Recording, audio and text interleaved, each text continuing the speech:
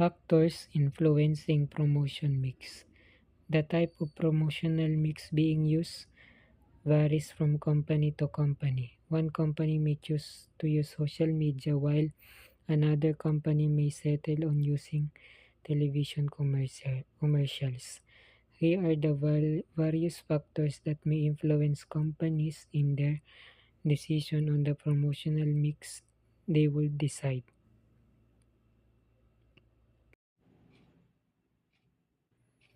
Budget available or availability. Budget availability determines what elements of the promotion mix could be utilized for many companies. The budget may affect the reach or the number of people exposed to the message of a particular promotion. Said budget may also influence the frequency or how often people are exposed to the message. Small companies do not have enough budget to produce and run commercial on primetime television show. Hence, they may not be able to get the necessary exposure to become successful. Example dito is isang small business na nagbebenta ng skincare products na ang gustong mag-promote. Dahil maliit ang budget nila, hindi nila kaya ang isang TV ad sa prime time. Sa halip ay pwedeng gumamit sila ng social media advertising na mas mura at mag-rely sa influencer marketing para mapakilala ang kanilang brand. Ang approach na ito at mas cost effective at kaya nilang i-sustain kahit maliit lang ang budget. Karamihan na rin kasi sa business ngayon sa social media na promote. Here are the most common budgeting methods being used for promotion, which are number 1, percentage method. This method uses percentage of sales goals or gross markup for setting a budget. The percentage used can be obtained from a company historical performance and industry standards. Example dito sa percentage method, kung ang sales ng isang company ay 1 million at ginamit nilang 5% ng sales bilang budget, 50,000 pesos ang allocated para sa marketing. Ginagamit nila ang 5% na ito bawat taon base sa kanilang sale. Number 2, objective and task method. This approach is developed through identifying specific objectives, deciding on the task necessary to realize these objectives, and make estimation on the cost of doing this task. Example dito is, kung ang goal ng company ay makakuha ng 1,000 new customers, magsiset sila ng task tulad ng social media ads at in-store promotion. Ini-estimate nila ang cost ng bawat task para maabot ang 1,000 new customer na ito. Number 3, what's in my wallet method. This method entails preparing marketing promotion month to month by what's available. This approach may delay revenue opportunities due to deficiency in planning. Example dito is isang small business na hindi consistent ang cash flow. Kapag may extra budget sila ngayong buwan, gagamitin nila ito para sa ads. Pero kung wala masyado silang funds next month, wala rin silang marketing activities.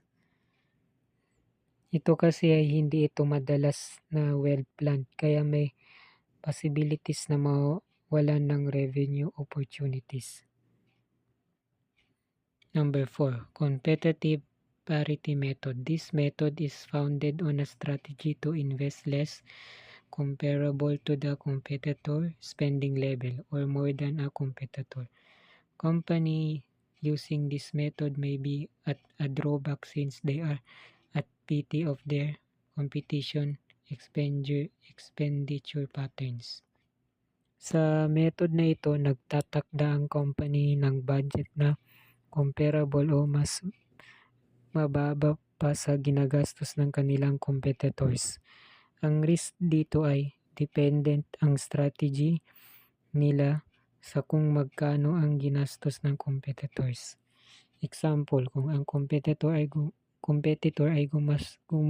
magastos ng 100,000 sa marketing, ang isang company ay maaaring mag-allocate ng 80,000 pesos para competitive pa rin pero hindi masyadong mahal ang gastos. Ang disadvantage ay pwedeng hindi sapat ang exposure nila kumpara sa competitor.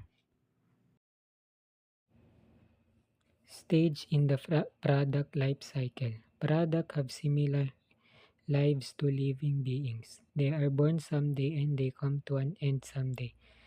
Product life cycle is the set of stages a product goes through during its lifetime. The journey starts from the day it is just an idea to the day it is finally removed from the market.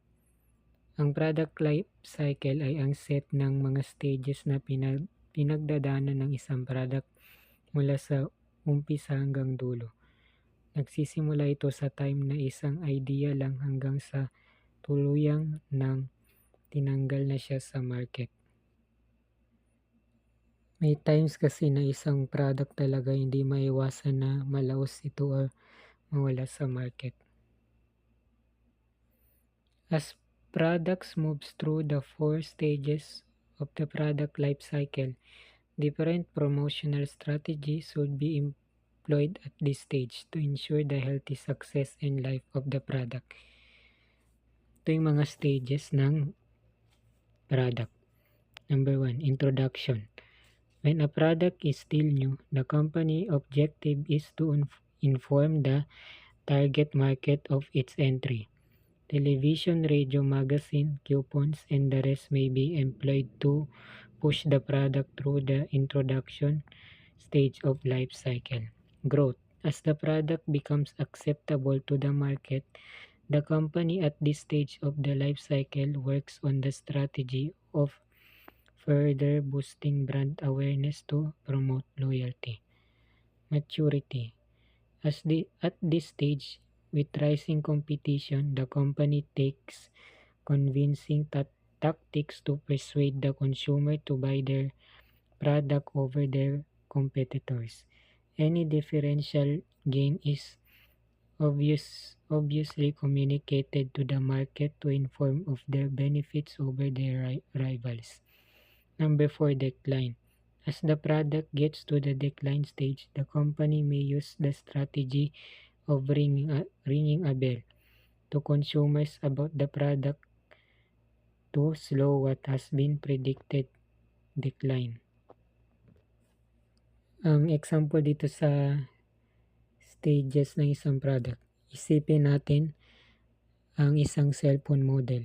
Una, sa introduction stage. Bago pa ito ilabas sa market, iniisip na ng company ang design, features at kung paano ito magiging unique. Pagkatapos, sa growth stage. Habang nagiging popular ito, tumataas ang sales at marami ang bumibili. Sa maturity stage naman.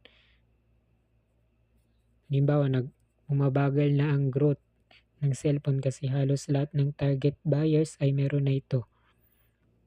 At sa decline stage, may mga bago ng models na mas advanced. Kaya unting-unti nang bumababa ang sales hanggang sa tuluyan na itong i-phase out sa market.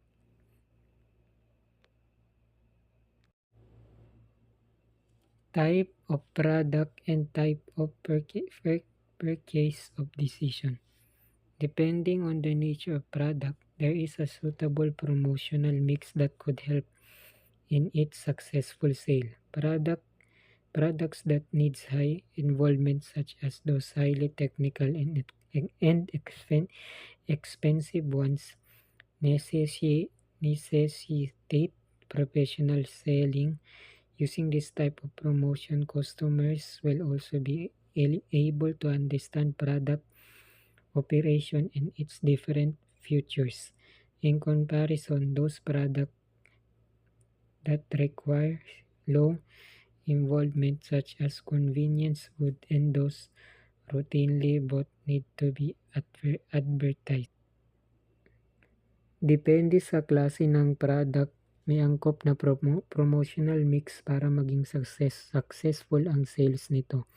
Kung ang product ay nangangailangan ng high involvement mula sa customers, gaya ng mga technical at mahal na items, kailangan ng professional selling o yung face-to-face explanation. Sa ganitong paraan, mas naiintindihan ng customers ang paggamit at features ng product. Sa kabilang banda, yung mga products na low involvement tulad ng convenience goods, mga pang-araw-araw na gamit, at mga regular na binibili ay mas effective kung advertise lang ito like sa TV or online ads. Example, kung magbili ka ng car or real estate. Ang real estate yung mga mahal at high involvement products. Kailangan mo ng sales agent para ipaliwanag ang details at features. Pero kung bibili ka lang ng shampoo, toothpaste, ito na yung mga low involvement items, sapat na yung nakita mo sa ads para mapabili ka. Target market characteristics and consumers' readiness to purchase. In deciding for the best means of reaching the target markets, companies should know the types of media customers use, the frequency of buying, the places where they make purchases, and their readiness to buy. Kapag pumili ka ng tamang paraan para ma-reach ang target market, kailangan ng companies na maintindihan kung ano ang types of media na ginagamit ng customers. Halimbawa, TV, social media, radio. Gaano sila kadalas bumibili ng product, kung saan nila gustong bumili, online ba o physical store, at kung gaano sila kahanda bumili ng product. Example, kung ang target market ng isang skincare brand ay mga teenagers, mas effective na gamitin ang social media platforms tulad ng Instagram, TikTok, at dahil mas madalas sila doon. Kung ang target market naman ay mga older adults na mas sanay bumili sa mga supermarkets, maaaring gamitan ng traditional advertising tulad ng TV commercials at in-store promotions. Consumer preference for various media. Different types of consumer favor different types of media. For instance, college students like better to use online cell phone, mobile marketing, and social media than older consumers do. A certain study revealed that a highly educated people prefer newspaper more and the less educated tend to like television more. Dito sa consumer preference for various media, iba-iba ang ginatukoy nito, iba-iba ang media na gusto ng mga consumers. Depende sa kanilang edad, educational background at lifestyle. Iba-ibang type na gusto nila ng media. Halimbawa, ang college students ay mas mahilig gumamit ng online platforms, cellphone, mobile marketing at social media kumpara sa mga mas nakakatanda. Example dito is kung ang target market ng isang clothing brand ay mga college students, mas mainam na gamitin ang Instagram, Facebook o TikTok para mas maabot sila kasi mas active sila sa social media. Pero kung ang target market naman ay mas nakakatanda gaya ng mga adults na hindi gaano updated sa mga social media or sa mga technology, mas makakarating ang ads sa kanila kung ito ay galing sa TV, commercials, or newspaper ads. Regulations and competitors. The type of promotion to be used can also be affected by regulation. In the case of the Philippines with Republic Act number 9211, promotion in displays and display of advertising materials for tobacco is only allowed at points of sale but definitely not in media. Ang klase ng promotion na pwedeng gamitin ay minsan naapektuhan din ng mga batas. Halimbawa sa Pilipinas, mayroong Republic Act number 9211 na nagsasad na ang advertising ng mga tobacco products ay pinapayagan lang sa mga point of sale, mga lugar na binibenta ito. Pero bawal ito sa media gaya ng TV, radyo at social media. Example, kung ang isang tobacco company ay gustong mag-promote ng kanilang product, hindi sila pwedeng maglagay ng ads sa TV o social media. Sa halip, maaari lang silang maglagay ng promotional materials sa mga convenience store o tindahan kung saan mismo binibili ang sigarilyo. Diba nakikita nyo sa mga sigarilyo yung pagbili nyo, nandun na yung mga warning signs. At saka hindi kasi healthy ang sigarilyo kaya dapat hindi i-promote ito sa TV. Yun po ang halimbawa ko sa regulation and competitors. Availability of media. Promotions must also consider the availability of media. The top-rated television shows such as those viewed during prime time often sell out too fast. Much awaited events such as Pacquiao-Bradley boxing fight, Miss Universe pageant, and the Olympics via satellite are examples of this ad slot. A longer lead time is one of the advantages of magazine. Therefore, companies must plan ahead in advance if using some magazines. Sa pagpaplan ng promotions, kailangan din i-consider ang availability ng media. Ang mga top-rated TV shows, lalo na yung pinapalabas sa prime time gabi kung kailan maraming nanonood, madalas ay mabilis maubos ang slot. Mga events na inaabangan tulad ng Pacquiao-Bradley boxing fight, Miss Universe pageant at Olympics ay ilan sa mga halimbawa ng ad slot na mabilis mapuno. Example, kung ang isang company ay gustong mag-advertise ng bagong product, sa panahon ng Miss Universe pageant, kailangan nilang mag-book ng ad slot ng maaga dahil mabilis itong mapuno. Pero kung magazine ang gagamitin nila para sa promotion, pwedeng mag-reserve sila ng ad space ng mas maaga para siguradong may slot sila sa issue na target nilang palabasin.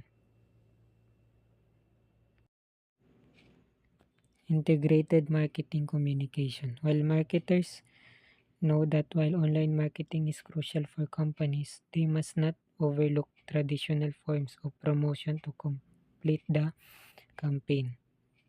Thus, here are the elements of an integrated marketing. Ang integrated marketing communication ay sinisiguro ng company na kahit saan makikita ng customer ang kanilang brand, online man o offline, pareho at consistent ang message na naipaparating sa kanila o sa mga customer.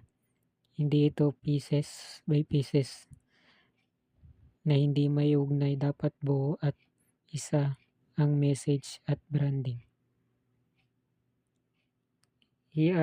Ito yung mga elements ng integrated marketing campaign. Print marketing. Print marketing is an important component of an integrated marketing campaign even these days of digital age.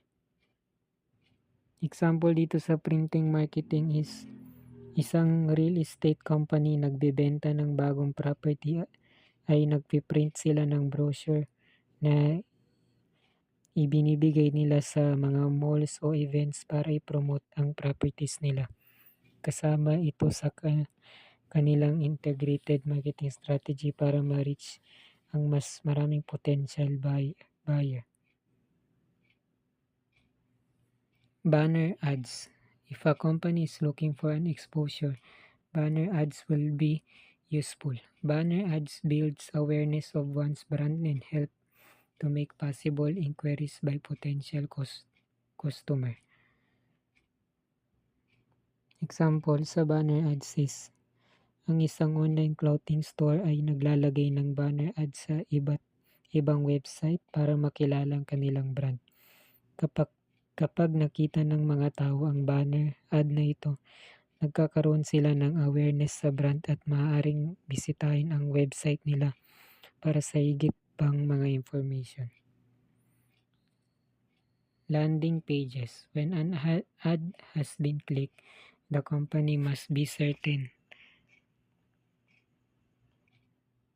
Example dito sa landing pages is, kapag ang isang user ay nag-click sa banner ad ng isang skincare brand, dapat dadalhin sila sa isang landing page na may details ng product at special promo para mapadali ang pagbili. Sa ganitong paraan, mas malaki ang chance na makakuha ang interest mas malaki ang chance na makuha ang interest ng customer at maging sale. Merong ganito sa mga TikTok. Example sa TikTok, pag click mo mapunta ka sa mga tindahan nila, online store nila, sa page ng nag-post nun. Email marketing. Email marketing allows a company to continually stay connected with customers and keep them updated on newest deals. Example dito is sa isang online shop tulad ng Lazada o Shopee ay nagsisend ng weekly emails para ipaalam sa customer ang mga bagong promo at discounts. Dahil dito laging updated ang customer sa mga offers ng store. Social media. It is easy to get social media wrong based on several examples in the news when companies have committed mistakes. Example dito is isang restaurant na may social media account ang nagpo-post ng mga content nila tulad ng food photos, customer reviews at special promo. Pero kailangan nilang maingat sa mga post nila para hindi masira ang brand image nila. Organic search engine marketing. Search engines are positioned based on how relevant pages are to specific search words and phrases.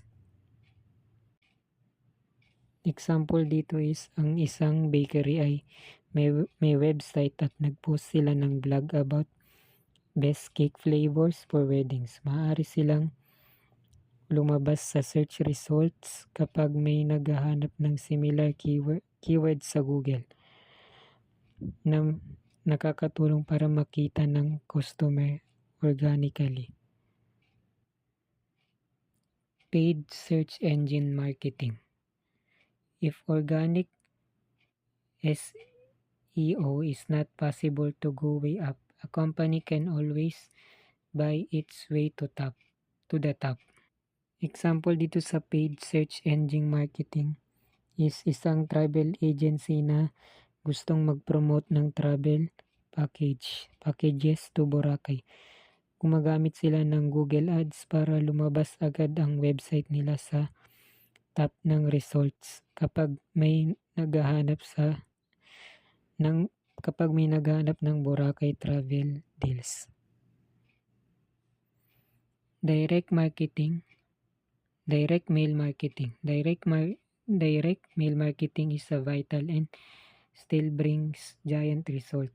It helps put up brand perception by taking the time and effort to mail something. Example dito sa direct mail marketing, isang furniture store ang nagpapadala ng katalog sa mga bahay ng target customer nila, kung saan makikita ang latest furniture, designs at discounts. Dahil sa direct mail, mas naaalala ng customers ang brand nila. Itong mga marketing types na ito plays a unique role in reaching and engaging customers effectively. Once again, I'm Omar Mukhtar Ikusain. Thank you for listening.